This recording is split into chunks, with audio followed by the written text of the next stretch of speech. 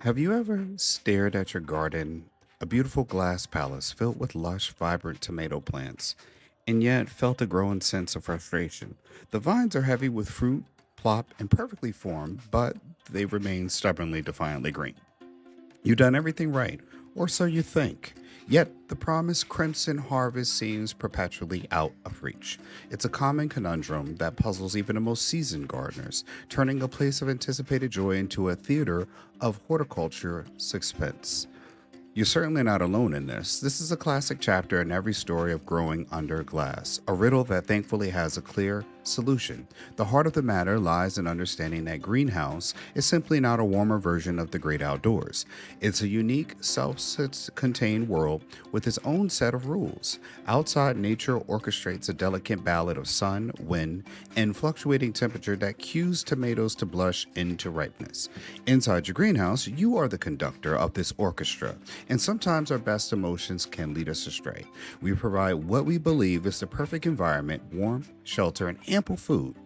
But inadvertently, we create conditions that tell the plant to focus on anything other than ripening its fruit.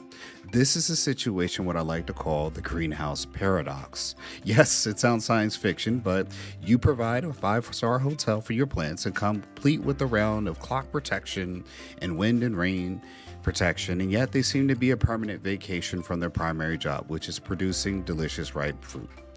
Every environment designed to accelerate growth can, under certain circumstances, put the brakes on ripening. The key is to recognize plant or tomato plant has two modes, growth and survival. When life is too comfortable, the happy plant continues to produce leaves and stems. Sometimes it needs a gentle nudge to remind it that the ultimate purpose is to mature its fruit. Unlocking this secret does not require complex scientific knowledge or a degree in botany or expensive gadgets. It just requires a bit of observation and a slight shift in your approach.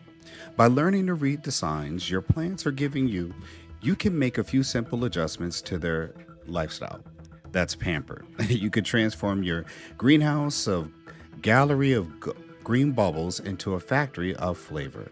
We'll explore how to tweak the temperature, adjust the menu, and play a little trick with the banana to get these stubborn fruits to finally see red or yellow or orange, if the case may be. One of the biggest culprits behind the green tomato, ironically, is too much heat.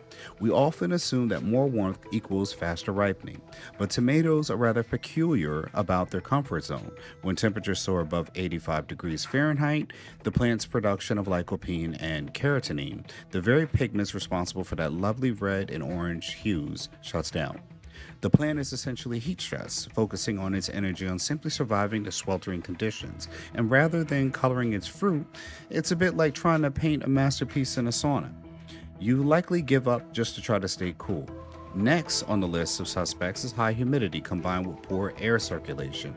A greenhouse is designed to keep and trap warmth than moisture, which is wonderful encouraging leafy growth, but it can hinder ripening fruit. When the air is still and heavy, the water vapor, the plant's transportation process slows down. This mechanism by which it draws up water from its roots and through its leaves. When the system is sluggish, the transport of nutrients and sugars needed for ripening slow down to a crawl. Think of it as a traffic jam in the plant's internal highway where everything is backed up and nothing gets to its destination on time. Then there are the matter of where you are feeding your plants, or what you're feeding them. It's tempting to provide rich, nitrogen heavy fertilizer throughout the season, believing that our plants are given the best possible care. But nitrogen's primary job is to promote vigorous green growth, leaves, stems, and even more leaves. When the tomato plant is feasting on nitrogen late in the season, it receives a clear message to keep the growth taller and bushier. It diverts precious energy away from the task of ripening the fruit that's already there. So, what you're being told is that we must consider the invisible signals that trigger the ripening. Ethylene gas. Tomatoes naturally produce this gas, which acts as a hormonal cue for the fruit to begin maturing. In an open garden, the gentle breeze helps to circulate this gas amongst the trusses of fruit, ensuring the message is received loud and clear. In the still air of a greenhouse, the gas can dissipate or fail to concentrate around the fruit where it's needed most.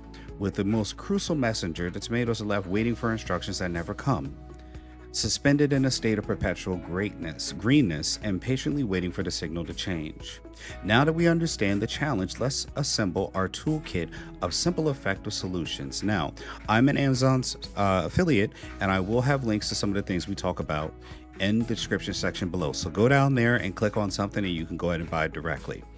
All right, on a very hot sunny day, open up your air vents, doors, windows to create much airflow as possible. You can also get a fan that can blow too as well, a box fan. If the temperatures constantly climb above 80 degrees Fahrenheit, consider installing some shade cloth over the glass. A simple fabric can slightly lower the internal temperature, taking the stress off your plants and allowing them to get back to business producing lycopene.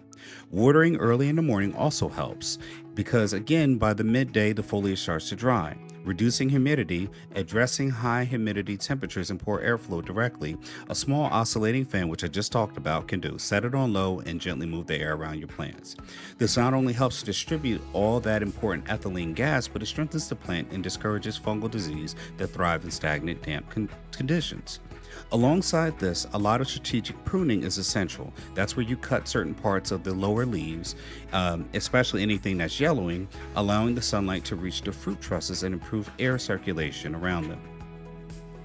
When it comes to feeding, the solution is beautifully simple. Change the menu. Once your plants have set fruit, switch from nitrogen-rich to one that's high in potassium. This is a good tip here, often sold as tomato and fruit fertilizer. Potassium is the key nutrient for fruit development and ripening. As you approach the end of the season, you can often stop feeding altogether. The slight stress sends powerful signals to plants that a growing season has come to a close. And this is promoting that all that energy from maturing the existing plant to a classic case of tough love that yields delicious fruit. And for that, that's the magical final touch. Now we harvest the power of ethylene. If a cluster of tomatoes is being particularly stubborn, you can give it a little encouragement by placing a ripe banana, a couple of apples nearby. These fruits are fantastic producers of ethylene gas, which create a concentrated cloud right where you need it the most. The end of the season, green tomatoes that you have brought indoors, place them in a cardboard box or a paper bag with ripe banana. Close it up and check on them every day. Within a week or so, you'll have from green to beautifully ripened fruit. It's worth remembering that not all tomatoes are created equal. Their variety plays a significant role in their ripening schedule. Determinate or bush varieties are bred to produce their entire crop within a relatively short window, making them a good choice if you prefer a single large harvest. Indeterminate or vining types will continue to grow and produce fruit all season, requiring a bit of more management to ensure later fruits have time to ripen. Furthermore, don't get fixated on the red. Many heirloom varieties ripe in beautiful shades of yellow, orange, purple, and even striped patterns. A green zebra tomato is perfectly ripe when it's green, just with a lovely yellow stripes. The journey of nurturing a plant from tiny seed to fruitful harvest is one of the great satisfactions. Overcoming the challenge of stubborn green tomatoes is more than just a gardening task. It's a lesson in patience, observation, and gentle intervention. When you picked that first sun-warm, ripe tomato from a vine, you tendered yourself to a moment of pure victory. The flavor is so vastly superior to anything you can buy at a store, and the attention you've invested is the taste of success, connection to earth, and a simple, profound joy.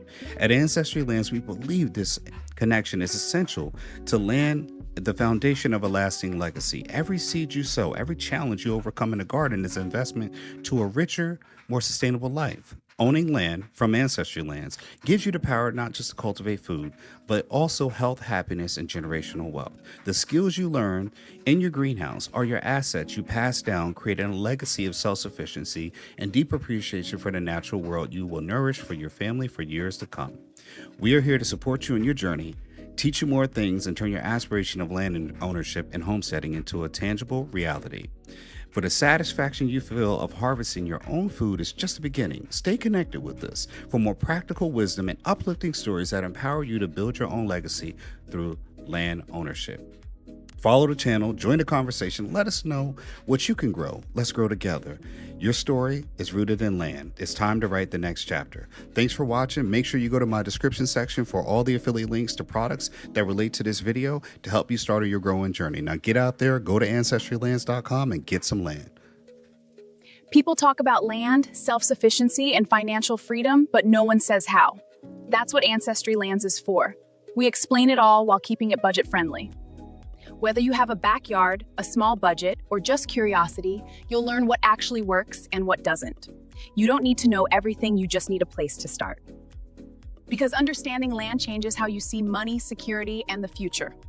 If you're looking for clarity instead of noise, subscribe to Ancestry Lands, learn first and decide later.